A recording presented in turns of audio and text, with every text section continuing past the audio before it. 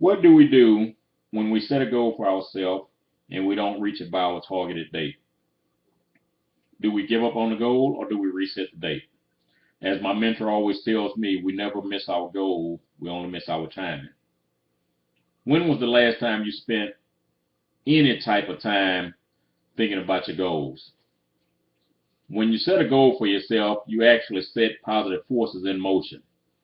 When we write them down and we visualize them coming true, we breathe life into them and they become real. When we know exactly what we want and what to do each day, we naturally begin to make better choices. We're telling our subconscious mind what to aim for. Our subconscious mind doesn't know if something is real or imagined. It only accepts whatever we feed it. That's why we can recall stuff that happened to us when we were age 5 or 6, because whatever happened to us in our life is recorded in that subconscious brain computer. It's like setting your DVR to record. You can play it back at any time. It's there. It never goes away. So if we don't set goals for ourselves, somebody else will. When we set goals for ourselves, we're asking self, what am I capable of? What could I do if I really wanted to? If we want our attitudes to improve and feel better about the future, we have to set ourselves some goals. We need short-term goals, mid-range goals, and long-term goals. Now, as our long-term goals is the ultimate objective, it's very important that our short-term goals lead us in that direction. So it has to be our daily habits, our weekly habits, and our monthly habits that are going to lead us towards that long-term objective. Now, I'd like to compare goal setting to being on a football field. I played football many years of my life, and I've never found a football field that's 100 yards or more or 100 yards or less, unless you play up in Canada. I think that field is a little bit longer, but it's not as wide. But when the offense takes the field, the long-term goal for them, now the ultimate goal is to win the game, but the goal for them long-term on that series is to score a touchdown. So when you've been around a team that scores a lot of points, it's real exciting to watch. But you don't always score a touchdown on every play. We run plays that are going to give us 3 yards here, 4 yards there. We'll continue to get first downs in the process. We might have a 15-yard gain there. And when we get to the 50-yard line, that's a mid-range goal, because that's the halfway point of reaching your long-term objective. Now, once we hit the 50-yard line, we're at the halfway point. We don't look back to see the other 49 yards in the other direction. We're only looking forward. So now from the 50 to the goal line, we still have some more short-term goals, which are going to be 3 yards here, 4 yards there, 10 yards here. Keep getting first downs until we get into the end zone and score a touchdown.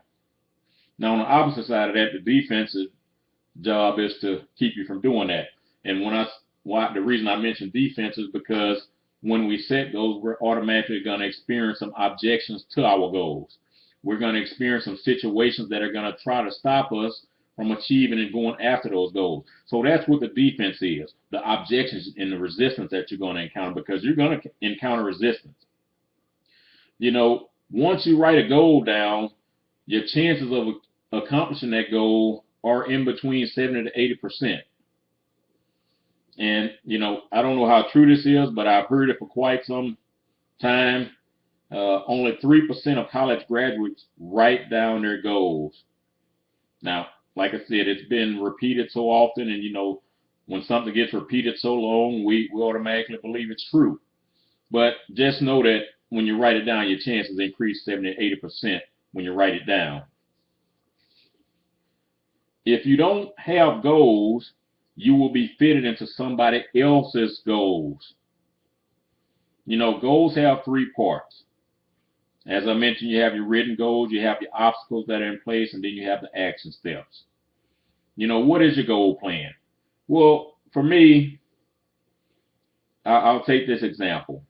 When I weighed 300 pounds, the goal was to get down and maintain a weight between 215 and 225 pounds, which I did. I wrote that down.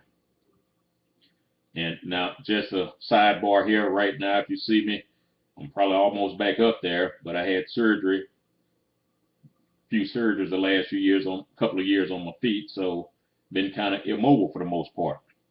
So that's my written plan, to get down between 215 and 225 pounds. What obstacles stood in my way? Well, the number one obstacle was I had to stop eating at fast food restaurants daily. I had to stop eating late at night and going to sleep right after, not burning that food off. I had to at least start some type of exercise program. See, no exercise is an obstacle. And and I talked about the action step. I had to start eating healthier. I had to start keeping a cooler in my car with water that contained, like I said, water and fruit and sometimes protein bars. I had to start walking and running at least 3 times a week. And I had to start lifting weights and things like that. And in the process, we have to keep track of what we're doing in the pursuit of our goals. We can tell if we're on track or if adjustments need to be made if we're in the process and we're in the pursuit.